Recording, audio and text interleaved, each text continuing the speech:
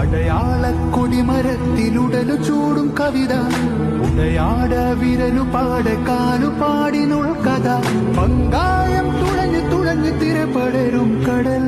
നങ്കൂരം പറഞ്ഞു പറഞ്ഞു നരമറയും മണൽ, കാടുവെട്ടി കൂടുകെട്ടി ഉരു ചുറ്റി നേരൊരുത്തി, കവി മനുഷ്യൻ കഥ മനുഷ്യൻ കടൽ മനുഷ്യൻ മണൽ മനുഷ്യൻ, അടിവേരിലും നടച്ചേറിലും ഇടമഴയിലും മനുഷ്യൻ.